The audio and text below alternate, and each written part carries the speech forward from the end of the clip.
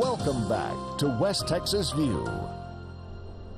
Welcome back to the West Texas View. You met Dr. Bobby Jane, psychiatrist with the Texas Tech Health Science Center Clinic, and also one of the teaching professors, head chair of the psychiatry department at the Texas Tech Med School. And I wanted Dr. Jane to give us just a little bit about the teamwork that usually develops between a psychiatrist and a psychologist and the other medical doctors that a patient may have seen, and go into that. Right, yeah, a lot of folks get confused between who's a psychiatrist and who's a psychologist. We both deal with mental illness. We both are trained clinicians who specialize in treating mental illness. The difference is psychiatrists like myself, we go to medical school and we are MDs, we are doctors actually. So we have the ability to prescribe medications. The psychologists, they also go extensive training. Sometimes it's more rigorous than we do. And they do a lot of what we call talk therapy. They do not have the ability yet to prescribe medications, but they do assess, they do talk to folks, and they do try to find out what can be the psychological issues that may be behind mental illness. Do a lot of evaluation. They do a lot of evaluation, they do a lot of testing, paper and pencil testing. That's very, very important. So, so the combination of the both, when we team together, that's when we get the best results. We understand the folks the best we can. Just medication in most mental illness is never enough. When we get the help of some talk therapy, that's when we make most impact. Major progress. Impact. That's correct. Well, let me ask you this.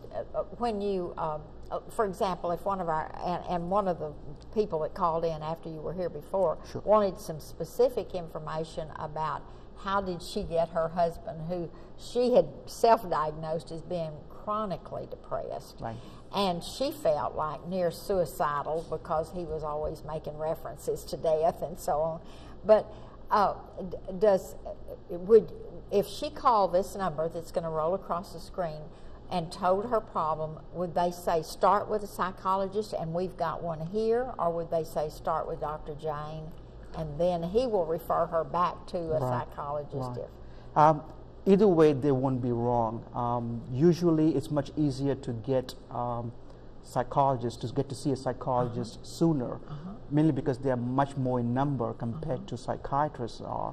So the point is to get help. Doesn't matter who you talk to, the psychiatrist, whoever is available. And that's a very, very important question. And it does reflect on a society where there's such stigma against getting a reluctance to even mention. Absolutely, absolutely. And I tell to my patients that just like people have high blood pressure or have diabetes. It's just another illness. It's just another illness to a different organ of the body. To help specifically this question that we mentioned is, it's very difficult to get somebody to do things unless, now the law does provide us some help against involuntary treatment, but the condition has to be much desperate in that case.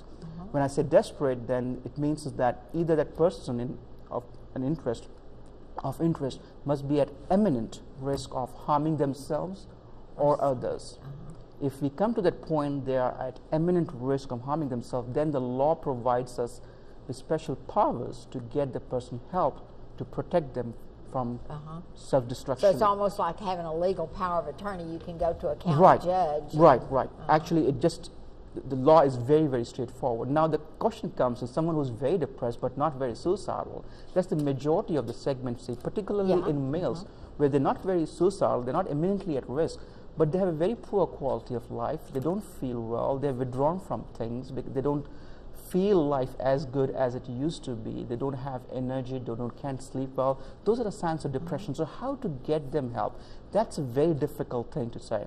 What I tend to tell them is, ask your family member to come and visit, not to start medication, not to just to have a chit chat. And if you contact me, I can facilitate that process. Other option is to educate the person. Bring articles, bring books. Now the internet is available. Tell them this is what a depression signs and symptoms look like. Read about it. Does that ring a bell to you? A lot of folks go through the problem, goes through the illness without realizing what's going on. They think they're getting dull, they just won't acknowledge They don't acknowledge. But when they realize that this is not they're getting crazy, this is something, a known fact.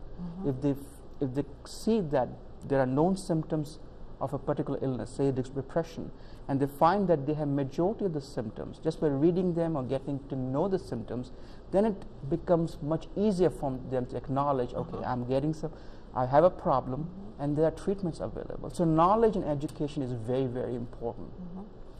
And there are a number of CDs, books, internet is a very good source to have some form of understanding of what the illness is about. And of course, if someone who is very, very difficult to treat, that's what we are here for. I can definitely make a call on your behalf. I cannot make them come to treatment. I cannot make them take treatment, but I can definitely talk to them and say that this is what it is. And one of the things that I had a question from someone said, can I go in place? If I can't get my husband to go, can I go and talk to a psychiatrist and see if I can? Unfortunately, that's very, very difficult to do that. We can make a visitation, we can meet and we can talk about different ways how we can handle the situation.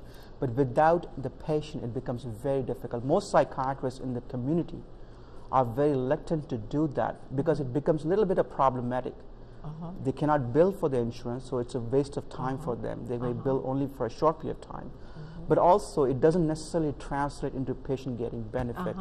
But for one time, if someone who doesn't know what to do, doesn't know where to start with, I think any effort, including coming to see me, will be a step in the right direction. But the same applies if it's a little child. Would the parents come with them? Yes, yes. Or do they come into the room, this little child come into the room by themselves? In state of Texas, a 16-year-old can decide, can take himself or herself to a clinic and say, I need psychiatric help, I need to see a psychiatrist, even without the help of the parent. Now with teenagers, suppose the most common problem is a teenager needing help but doesn't want to get help. How do you do that in a situation? Again, the same rule applies for them also. But I was thinking in terms of a 7-year-old that was very aggressive and bullying and stuff, and would the parents sit in the same room, or would they not go with them into the doctor? Absolutely, absolutely. Parents should bring in. Usually when we see kids, this is how we start typically. That's why it takes such a long time. Let's stop and take a break, and then we're going to come back because this is going to be a long answer. Sure. So we'll be back in just a second and continue this conversation. Don't go away. Stay tuned. West Texas View will be right back.